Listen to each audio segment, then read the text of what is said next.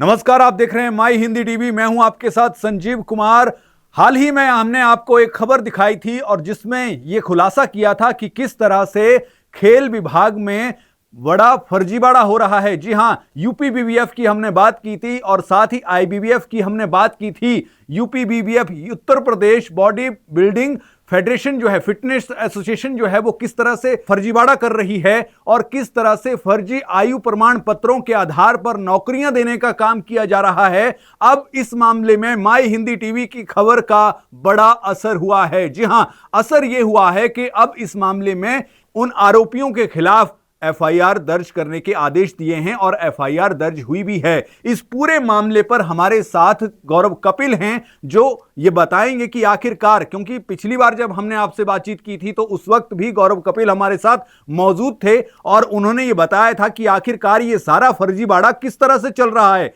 आज भी गौरव कपिल हमारे स्टूडियो में मौजूद हैं और उनसे जानने की कोशिश करेंगे कि आखिरकार ये सारा जो फर्जीवाड़ा चल रहा है, अब इसमें जो कार्रवाई हुई है, एक जो हमने आपको खबर दिखाई थी, पूरा विस्तार से बताया था कि आखिरकार ये सारा फर्जीवाड़ा जो है किस तरह से चल रहा है, किस तरह से फर्जी आयु प्रमाण पत्र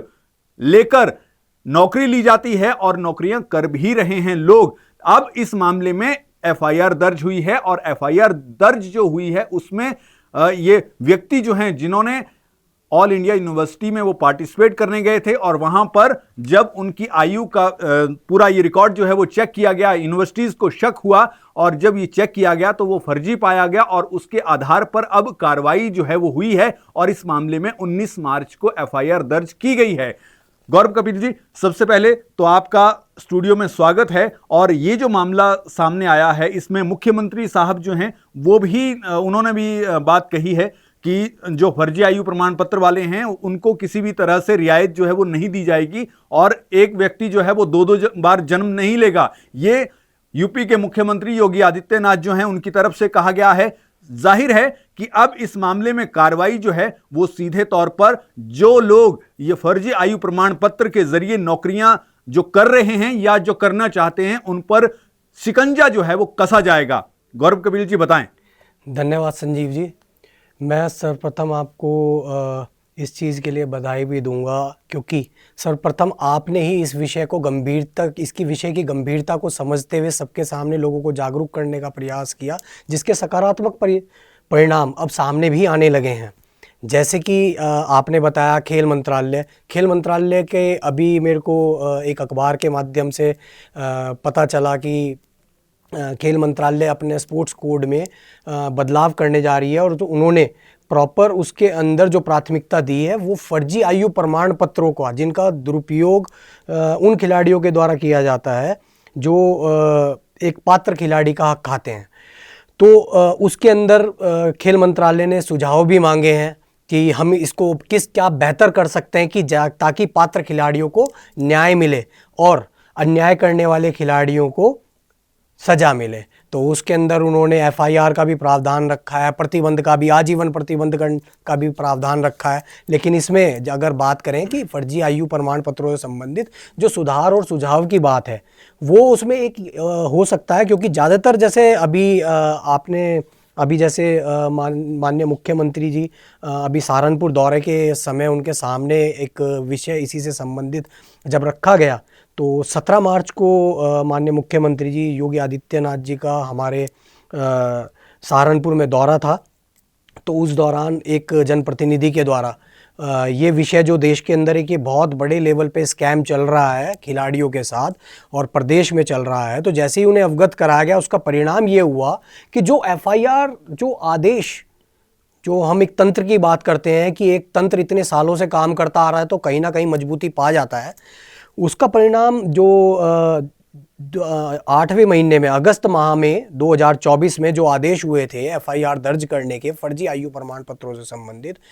माननीय मुख्यमंत्री जी के संज्ञान में आते ही त्वरित कार्रवाई स्वरूप 19 मार्च को उसमें एफआईआर दर्ज कर दी गई और उसमें संगीन धाराएं जो प्रॉपर एक ये गंभीर कहें ना कि एक बहुत गंभीर अपराध है एक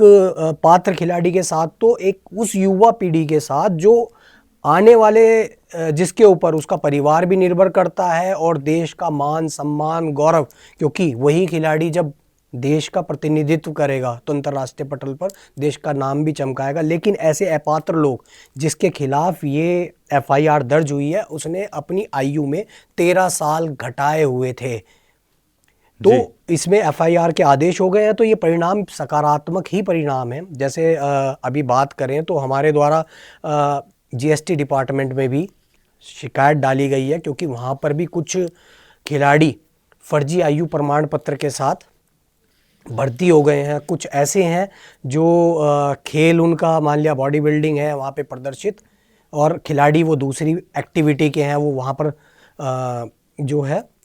भर्ती हो गए हैं। जी गौरव कपिल, इसके बारे में भी बात करेंगे, लेकिन ये जो आपने धाराओं की बात की तो मैं अपने दर्शकों को ये बताना चाहता हूं कि कौन कौन सी धाराओं के तहत ये एफआईआर जो है वो दर्ज की गई है। इसमें बीएनएस की धारा 342, 336, 338 और 318 के तहत जो है वो केस दर्ज किया गया है। अब इसमें 338 धारा जो है उसमें आजीवन कारावास का प्रावधान है, यानी इस मामले में अगर वो कानून के तहत जो है वो आरोपी पाए जाते हैं, दोषी पाए जाते हैं, तो आजीवन कारावास का प्रावधान है 338 के तहत। तो यानी कहने का मतलब यह है कि ये कोई छोटी बात नहीं है। फर्जी आयु प्रमाण पत्र लेकर आप जो हैं वो नौकरी हासिल करना चाहते हैं या फिर आपने नौकरी हासिल कर ली है, ये जो हम बात कर रहे हैं इस मामले में, तो अभी ये जो आरोपी है उसने जो है वो इंटर यूनिवर्सिटी में खेलने के लिए वो गया था, और उस मामले में जब यूनिवर्सिटी को ये लगा कि इसकी एज जो है वो ज्यादा लग रही है और उस आधार पर ये पूरी कार्रवाई जो है आगे की गई, उसको डिस्क्वालीफाई किया गया। और फिर जो ये मामला था इसके लिए ये कहा गया कि अगस्त 2024 में एफआईआर दर्ज करने के आदेश हुए थे, लेकिन एफआईआर दर्ज नहीं की गई। अब जब खेल मंत्रालय इसमें इन्वॉल्व हुआ और साथ ही साथ यूपी के मुख्यमंत्री सीएम योगी आदित्यनाथ जो हैं उनके सामने जब ये मुद्दा लाया गया, तो फिर अब इसमें त्वरित कार्रवाई करते हुए 19 मार्च को एफआईआर दर्ज की गई है। ये तो एक मामला हुआ गौरव कपिल। संजीव जी, मैं अगर इस विषय की, अगर इस एफआईआर की धाराओं से संबंधित बात करें कि जो धाराएं इसमें लगी हैं वो वाकई में ही बहुत ऐसे अपराध के लिए लगती हैं जो बहुत संवेदनशील है, किसी के भविष्य से जुड़ा हुआ है, सारी चीज़ें। लेकिन इसमें एक चीज़ छूट गई है। अभी जो इसके अंदर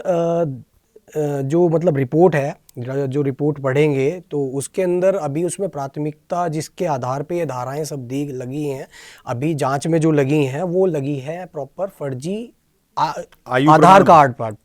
कार्ड, हाँ, फर्जी आयु प्रमाण पत्र। लेकिन इसमें सबसे महत्वपूर्ण बिंदु ये है, उन लोगों का पता लगना जरूरी है जो लोग हमारी युवा पीढ़ी को इस तरीके से भ्रमित कर उन्हें प्रेरित करते हैं इस तरीके का अपराध करने के लिए, और उन्हें इस तरीके के रास्ते दिखाते हैं, अगर आप ऐसा कर लेंगे तो आप नौकरी पा जाएंगे। तो इस एफआईआर का उद्देश्य किसी को दंडित करना ना होकर उन लोगों को सामने लाना होना चाहिए। मैं उसी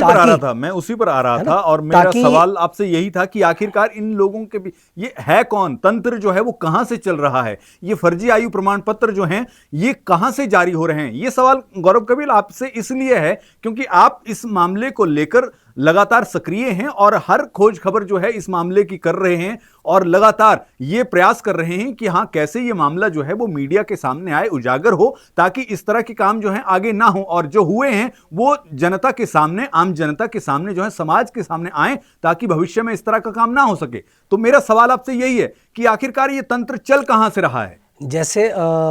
जहाँ पर सरकार ने ओपन स्कूल्स को जो है प्रॉपर एक साक्षरता का स्तर बढ़ाने के लिए, अधिक से अधिक लोगों को साक्षर करने के लिए प्रयोग किया गया, उनका वही क्या ना, जब कोई कानून लाया जाता है तो यहाँ पर लोगों का जो है ना रास्ता वही होता है कि उसके काट भी ढूंढ लेते हैं। वैसे ही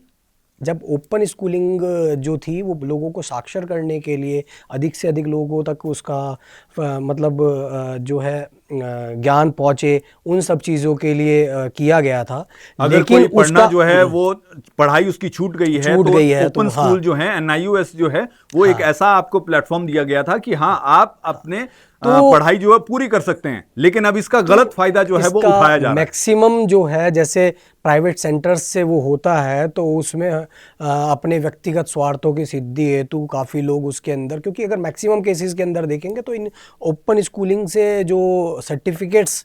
इशू हुए हैं उनमें ही जो है फर्जी आयु मतलब वही दस्तावेज इस्तेमाल किए गए हैं। गौरव कपिल, अब इसी केस के बारे में अगर मैं आपसे जानना चाहूं तो थोड़ा आप विस्तार से बताएंगे कि ये कड़ी शुरू कहां से हुई और फिर ये कैसे मामला जो है प्रकाश में आया। ये तो हमने बता दिया कि हाँ, ऑल इंडिया इंटर यूनिवर्सिटी में पार्टिसिपेट करने के लिए आरोपी गया हुआ था और वहां उसको पकड़ लिया गया फर्जी आयु प्रमाण पत्र के आधार उसको वहां पर लेकिन ये शुरुआत कैसे हुई? ये एनआईओएस के संपर्क में कैसे आया या फिर एनआईओएस ने ही इसको फर्जी प्रमाण पत्र बना के दिया? ऐसा है कि एक खिलाड़ी जो है ना उसको कहीं ना कहीं से किसी ने प्रॉपर निश्चित है, जो मैं कह रहा हूँ कि खाली वो खिलाड़ी ही नहीं, उसको प्रेरित करने वाले लोगों का, उस तंत्र का जो इस तरीके के काम कर रहे हैं, उनका सामने आना, उनका खुलासा होना ज़रूरी है। आज तो ये व्यक्ति है जिसने दस्तावेज किया, ये पकड़ा गया तो ठीक, लेकिन ऐसे कितने होंगे जो ऐसे दस्तावेज़ों के माध्यम से लाभ पा गए और कितने लोगों का हक खा गए, और आगे यही लोग कितने लोगों को ऐसे आपराधिक, ये अपराध की श्रेणी में आता है तभी तो प्रॉपर इसके अंदर दंड का प्रावधान है। तो ये जो अपराध के लिए प्रेरित करने वाले लोग कौन है, इनका सामने आना जरूरी है, इन पे प्रतिबंध लगना जरूरी है, इन पे कार्रवाई होनी जरूरी है। वही मैं पूछ रहा हूँ। तो इसके अंदर जो है जैसे ओपन बोर्ड से मार्कशीट तैयार कर ली, उसके अंदर आयु घटा दी, तो फिर उसके बाद इसी व्यक्ति के द्वारा 2017 में भी एडमिशन लिया गया था और इसी व्यक्ति के द्वारा 2023 में भी लिया गया था। आप थोड़ा ये बता सकते हैं कि इसकी एक्चुअल डेट ऑफ बर्थ क्या थी? जैसा मेरे पास जो है ये है 5/9/1993 इसकी एक्चुअल डेट ऑफ बर्थ थी और इसने जो फर्जी प्रमाण पत्र बनवाए वो थी 5/7/2006। तो करीब करीब 13 साल का फर्क जो है वो उसमें है। ऐसा है, जो वास्तविक आयु है वो 93 की है और इसके द्वारा दोबारा आयु अपनी यानी अपनी वास्तविक आयु छिपा के 10वीं 12वीं 2006 की डेट ऑफ बर्थ के ऊपर की गई। अब तो आप जब सरकार जो मेरा सवाल सुनिए, इन्होंने जो आयु अपनी चेंज की, एक इन्होंने आयु अपनी चेंज की, जैसे आप कह रहे हैं कि एनआईओएस जो है उसमें चेंज किया गया, कि उसमें जो एनआईओएस की तरफ से जो सर्टिफिकेट दिया गया, चाहे वो +2 का सर्टिफिकेट था चाहे कॉलेज का सर्टिफिकेट था, वो उनको दिया गया, उसमें आयु इन्होंने चेंज कर ली। मान लीजिए ये एक जांच का विषय ये है कि एक संस्थान, मेरा सवाल सुनिए, एक संस्थान जो है वो वहां पे चेंज हो गई, लेकिन इन्होंने अपना आधार कार्ड चेंज करवाया, इन्होंने अपना वोटर कार्ड चेंज करवाया, तो फिर क्या वो डिपार्टमेंट जो है वो सवालों के घेरे में नहीं आते हैं क्या? तो हम जांच किस चीज के लिए कह रहे हैं? हम सिर्फ जो अगर हम कह रहे हैं कि एफआईआर हो गई, और दूसरा ये भी कि पासपोर्ट जो है वो भी बनवाया गया, पासपोर्ट भी बने हुए हैं। ऐसे भी लोग हैं जिन्होंने फर्जी आयु प्रमाण पत्र तो अपने इस तरीके से बनाए और उन्हीं दस्तावेजों के ऊपर पासपोर्ट भी बनाए, है ना। और इतना ही नहीं है, अपनी पहली वोट भी चेंज कराई है अपने फर्जी दस्तावेजों के ऊपर।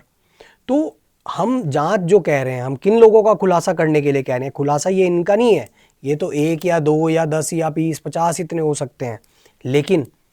जो इस तरीके का अपराध की प्रॉपर रचना बना रहे हैं, जो ऐसा प्रेरित कर रहे हैं, जो हमारे युवाओं को भ्रमित कर रहे हैं, उन्हें एक ऐसा झूठा सपना, एक वो बीमारी, एक वो कोड उनके अंदर डाल रहे हैं जो पूरी की पूरी युवा पीढ़ी को खराब कर देगी, वो चीज़। और दूसरा, अगर इसी लड़के की बात करें तो इस लड़के ने अपनी आयु 13 साल घटाई। उस लड़के का क्या दोष है जो वास्तविक में पात्र था? और शरीर जो स्पोर्ट्स है वो शारीरिक क्षमता के आधार पे है। क्या ये जो 13 साल का डिफरेंस है, क्या आप ये प्लेटफॉर्म के ऊपर क्या नज़र नहीं आएगा? वो क्या वो परफॉर्मेंस, वो सारी चीज़ें क्या वो नज़र नहीं आएंगी? क्या 20-25 साल का लड़का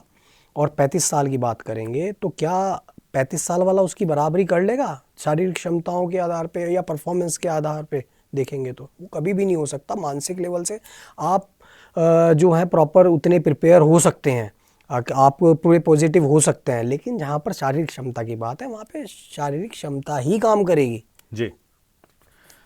तो ये तो सवाल हो गया, ये एक जो एफआईआर दर्ज हुई है, एक इसके अलावा एक और केस जो आपने सीजीएसटी की बात की थी, हाँ। उस मामले में बताइए कि वो मामला जो है वो क्या है और इस मामले में अब क्या कोई कार्रवाई होने जा रही है?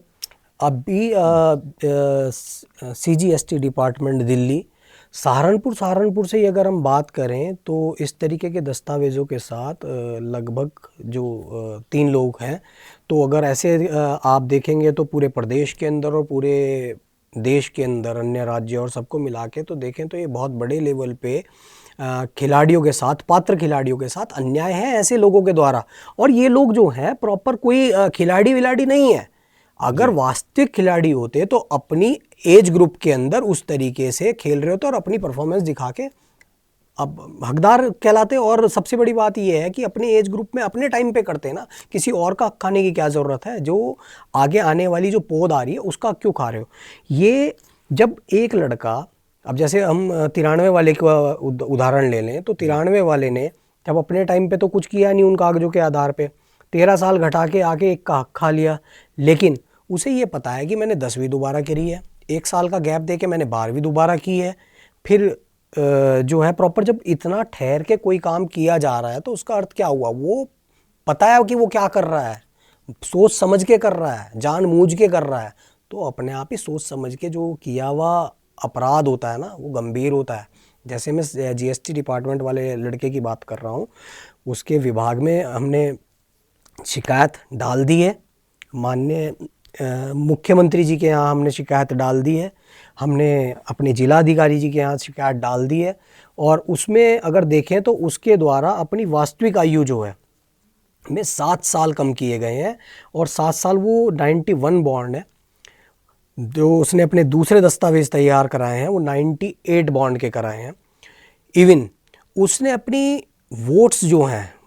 मतलब शातिरपना कहेंगे ना कि कोई तो गाइड कर रहा है उस तरीके से, ऐसे लोगों को अपराध करने के लिए कोई तो प्रेरणा दे रहा है, कहीं से तो वो चीज़ें आ रही हैं। उसने अपनी पहली वोट भी चेंज करा के फिर 98 के ऊपर कागजों के अनुसार कराई, 98 पे ही उसने पासपोर्ट तैयार कराया। तो अपने आप सोच सकते हैं कि कोई सीधा साधा आदमी या एक आम आदमी इतना नहीं सोच सकता। एक आपराधिक प्रवृत्ति का व्यक्ति ही उस तरीके की चीज़ें कर सकता है, क्योंकि उसे पता है कि 10वीं दोबारा की है, 12वीं 1 साल रुक के कितना ठहर के उस चीज़ को कर रहा है, उसे पता है मुझे कौन कौन से कागज़ किस किस टाइम पे बदलने हैं। तो जो इतना सुनियोजित तरीके से काम को कर रहा है, तो ये खिलाड़ी वाला दिमाग नहीं हो सकता। खिलाड़ी का दिमाग जो है शातिर दिमागी आपराधिक दिमाग है, और जानबूझ के इन लोगों के द्वारा ये अपराध किए जा रहे हैं। तो दरअसल दर्शकों, ये पूरा मुद्दा जो है आपके सामने रखने का हमारा एक उद्देश्य तो ये है, ये जो फर्जीवाड़ा चल रहा है ये आपके सामने आए। लेकिन दूसरा जो हमारा मेन मकसद है, जो मुख्य हमारा मकसद है, वो ये है कि आप इस बारे में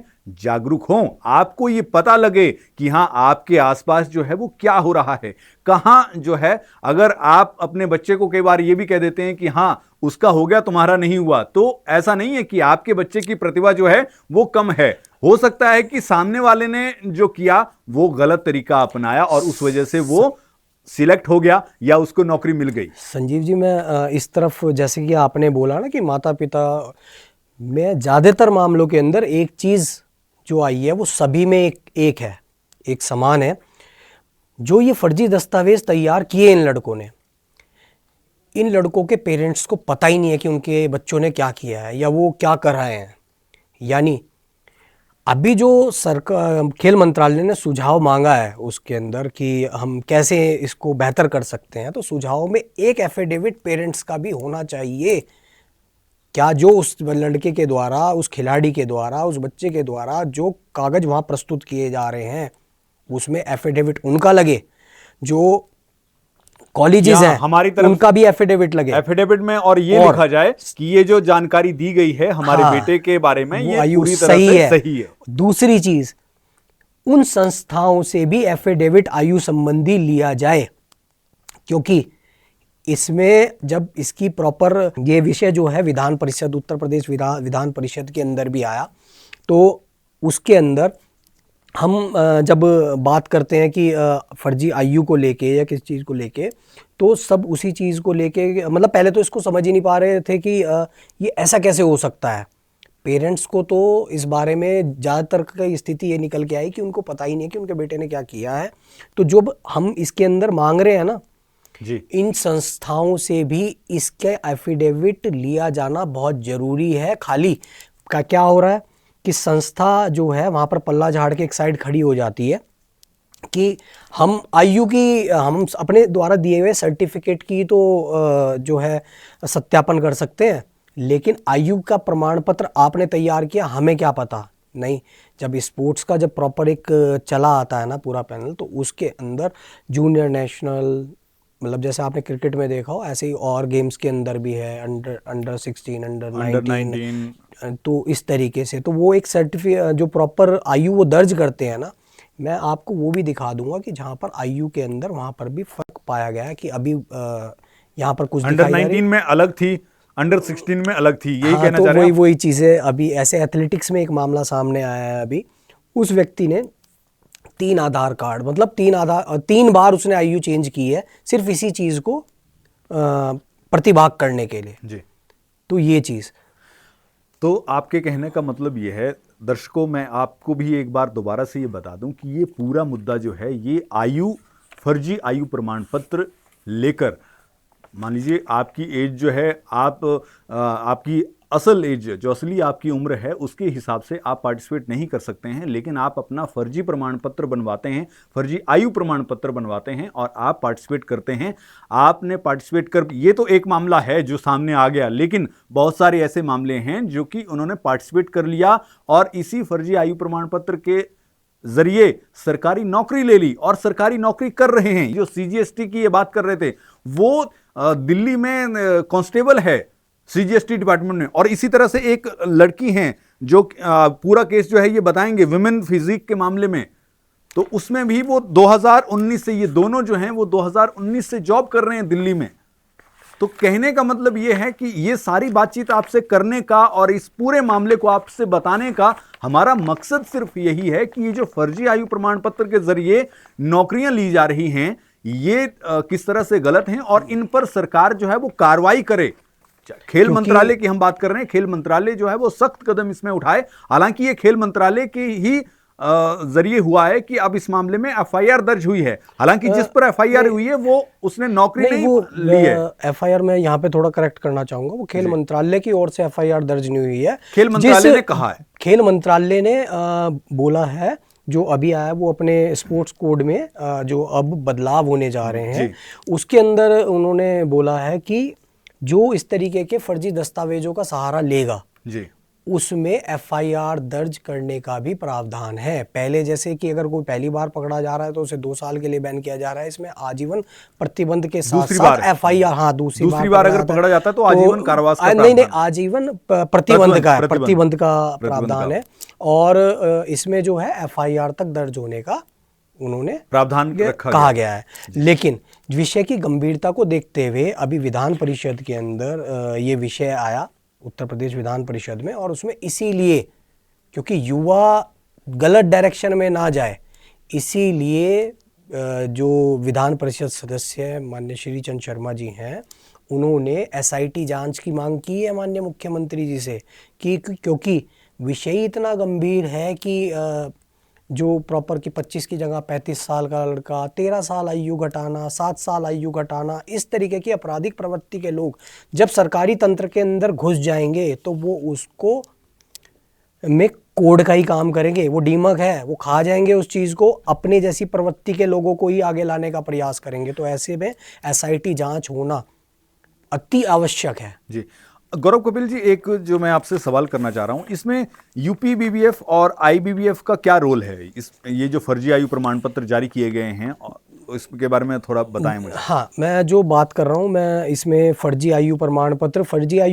पत्र पे अभी क्या है, संस्था जो है ना प्रॉपर पल्ला झाड़ लेगी, लेकिन जब हमने एसआईटी जांच की जो बात कर रहे हैं जैसे ही वो लगेगी तो आपको अपने आप दूध का दूध पानी का पानी होना शुरू हो जाएगा। क्योंकि इसके अंदर क्या है कि जैसे प्रेरित, ऐसे खिलाड़ियों को प्रेरित करने वाले लोग कौन है, वो रास्ते कौन दिखा रहे हैं कि आप इस तरीके से भी नौकरी पा सकते हैं, वो अपराध का रास्ता कौन दिखा रहे हैं, तो जड़ें वहीं से ही निकल के आएंगी। इसलिए एसआईटी जांच की जो है ना वो होना ज़रूरी है। जैसे भी बात करें सीजीएसटी डिपार्टमेंट की हम अगर बात करते हैं दिल्ली के अंदर, तो हमने जो है कंप्लेन, एक जो वहाँ कार्यरत कर्मचारी है उसकी हमने कंप्लेन वहाँ पर डाल दी है, देखते हैं उसके अंदर क्या कार्रवाई करते हैं, क्योंकि उससे संबंधित एक स्टिंग ऑपरेशन हुआ था, है ना। तो उस स्टिंग ऑपरेशन के अंदर प्रॉपर वो चला था, उसके बाद भी विभाग के द्वारा जो है उसमें कोई कार्रवाई नहीं की गई थी उस टाइम पे, तो अब लिखित कंप्लेंट डाली गई है। और दूसरी चीज़ इसके अंदर इंटरेस्टिंग और क्या है, सहारनपुर से ही मैंने एक जन सूचना मांगी थी फरवरी माह में, तो उस पे जवाब आया उस टाइम पे कि वुमेन बॉडी बिल्डिंग और वुमेन फिटनेस को लेके। तो विभाग वहाँ पर जो जानकारी देता है वो देता है कि एक एक खिलाड़ी हमारे यहाँ उस पे खेल कोटे के अंतर्गत नियुक्त है। लेकिन अभी जो इसी मार्च माह में जो हमें प्राप्त हुई है, अब विभाग उसमें कह रहा है कि जो विमेन स्पोर्ट्स फिजिक है वो तो उसकी तो हमारे यहाँ पे एक भी नियुक्ति नहीं है, और एक भी नियुक्ति नहीं है फिर उसके बाद ये तो कोई स्पोर्ट्स की श्रेणी में ही नहीं आता है। तो आप मुझे बताएं कि वैकेंसी तो आपके यहाँ बॉडी बिल्डिंग की निकली थी, तो वहाँ पर अन्य एक्टिविटी का खिलाड़ी कैसे भर्ती हो गया? तो जो बात कर रहे हैं ना आप आईबीबीएफ का रोल और यूपी बीबीएफए का रोल, और जो हमने पहले वाले अपने जब लाइव हुआ था उसके अंदर बोला था कि एक तंत्र इतने लंबे टाइम से चला आ रहा है, किस तरीके से किसको ऑब्लाइज किया जाता है। क्योंकि जब उसमें रेलवे का भी मैंने जिक्र किया था कि रेलवे में उसने प्रॉपर रेलवे ने लिख दिया कि सिर्फ इसी संस्था के खिलाड़ी मान्य होंगे जी। तो अन्य खिलाड़ियों के साथ जो है अन्याय क्यों? तो ये विषय उस टाइम पे आया था। तो यही चीज़ें हर विभाग के अंदर जो हम एसआईटी जांच की मांग कर रहे हैं, कौन कौन लोगों ने इन लोगों को इस तरीके का सहारा दिया है ना, वो चीज़ें भी उजागर होंगी। कौन लोग इस तरीके की प्रेरणा दे रहे हैं जो हमारे युवा पीढ़ी को अपराध की तरफ धकेल रहे हैं। अपराध कोई यही नहीं होता कि किसी को चोटिल कर दिया, या ये एक तरीके की चोरी है। ये तो भविष्य के साथ खिलवाड़ किया जा रहा है ना, कि मतलब अभी मैं देखता रहता हूँ और कुछ रील्स वगैरह में भी शायद आपने भी देखी होगी कि आईबीबीएफ और इनको लेके कोई व्यक्ति जो है प्रॉपर ये प्रेरणा दे रहा है। मैं उसी पे बात करने शुरू कर रहा था बात। यूट्यूबर हैं और वो कहते हैं कि अगर मतलब उनका सवाल जो है वो किस तरह से यूपी बीबीएफ और आईबीबीएफ को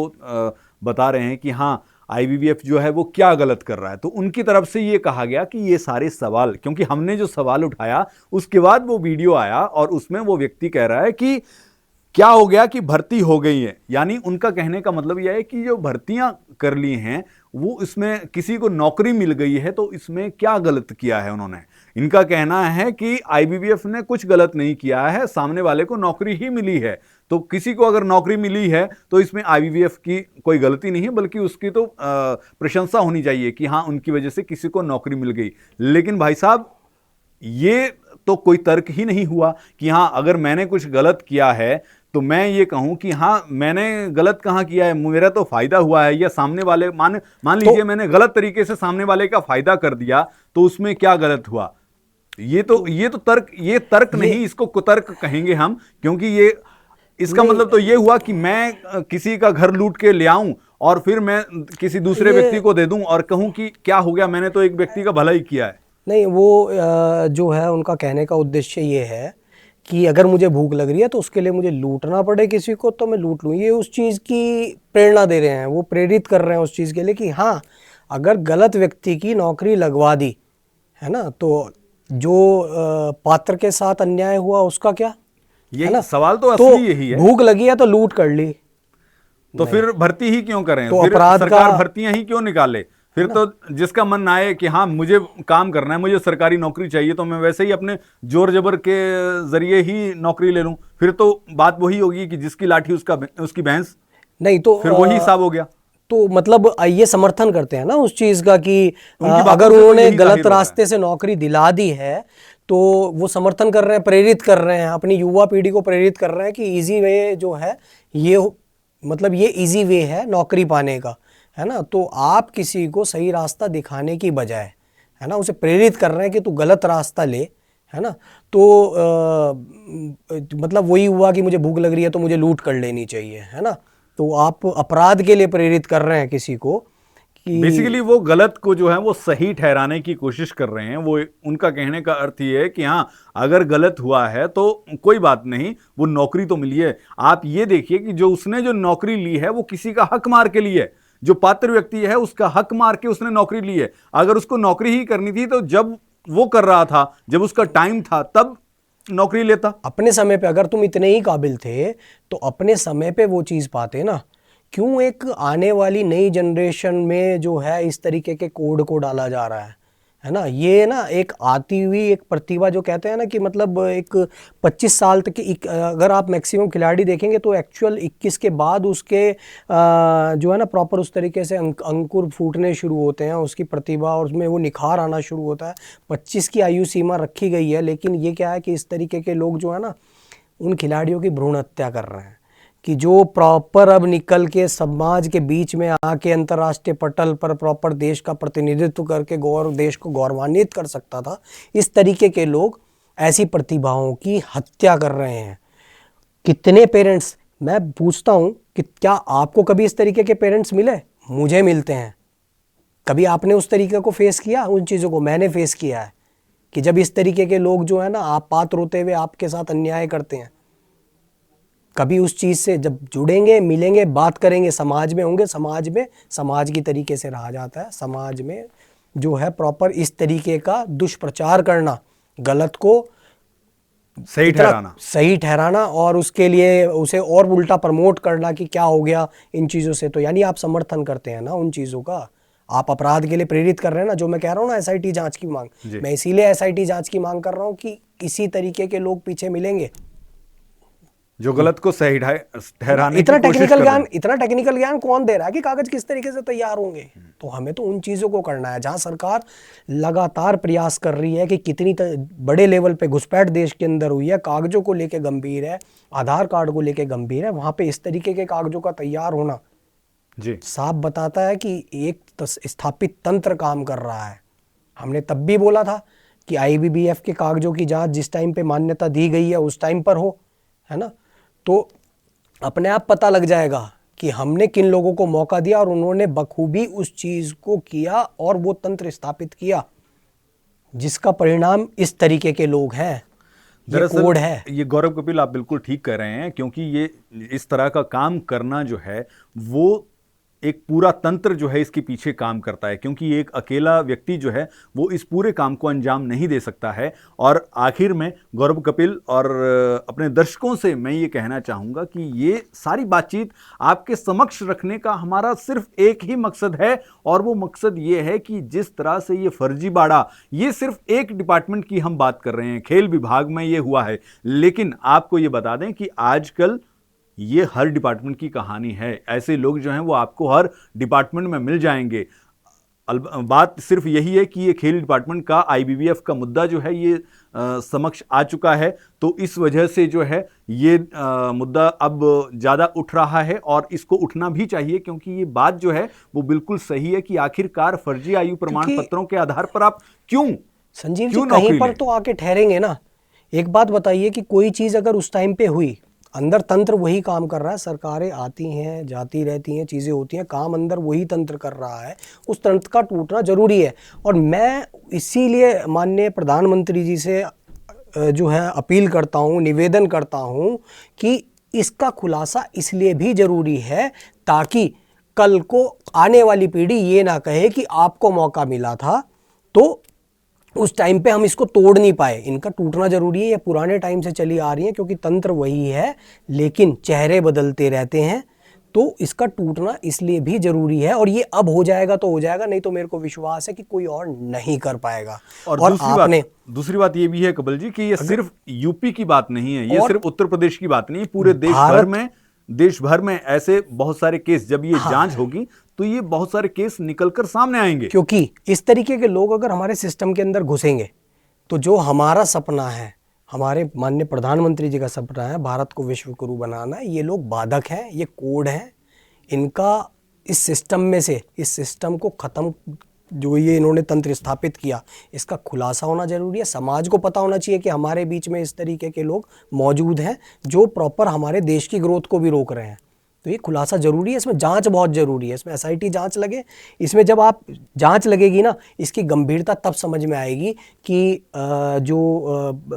युवाओं को किस तरफ धकेला जा रहा है। जी, तो बिल्कुल जैसा कि गौरव कपिल ने भी कहा कि इस पूरे मामले की जांच जो है वो एसआईटी करे, और फिर एसआईटी जो है जब जांच करेगी तो ये पूरा तंत्र जो है इसका खुलासा होगा कि आखिरकार ये कहां से शुरू होकर और कहां बात खत्म हो रही थी। बहरहाल आज की इस खास पेशकश में हम आपको यही बताना चाह रहे थे कि किस तरह से ये फर्जीवाड़ा, जिसका हमने जिक्र किया था, जिसका हमने खुलासा किया था, अब उस पर हमारी खबर का संज्ञान लेते हुए और साथ में गौरव कपिल जो हैं वो लगातार इससे जुड़े हुए हैं और लगातार इसमें काम कर रहे हैं कि हाँ, इस ये फर्जीवाड़ा चल रहा है, इस पर जो आरोपी व्यक्ति हैं उन पर कार्रवाई हो और इस तंत्र को जो है वो तोड़ा जाए, ताकि जो पात्र व्यक्ति हैं उनको उनका हक दिलाया जाए। बहरहाल आपका इस मुद्दे पर क्या कहना है, आप हमें कमेंट बॉक्स में जरूर लिखें। आप इस पूरे मामले पर क्या सोचते हैं, ये भी आप हमें जरूर लिखें। और साथ ही साथ अगर आपके इर्द गिर्द आपको लगता है कि हाँ, हमारे आसपास भी कुछ ऐसे लोग हैं जिन्होंने इस तरह से फर्जी आयु प्रमाण पत्र लेकर जो है वो नौकरी हासिल की है, या फिर वो कहीं पार्टिसिपेट कर रहे हैं, बेशक वो स्पोर्ट्स से जुड़ा हुआ ना हो, कोई और डिपार्टमेंट हो, जो अपात्र व्यक्ति है उसने पात्र व्यक्ति का हक ले लिया है, अगर आपको लगता है कि आपकी नजर में कोई ऐसा व्यक्ति है, कोई ऐसी संस्था है जो इस तरह का काम कर रही है, तो आप हमें जरूर कमेंट बॉक्स में जरूर लिखें, ताकि हम उस मुद्दे को भी उठा सकें और सरकार के ध्यान में, जो विभाग है उसके ध्यान में वो मुद्दा लाया जा सके और उस पर कार्रवाई हो।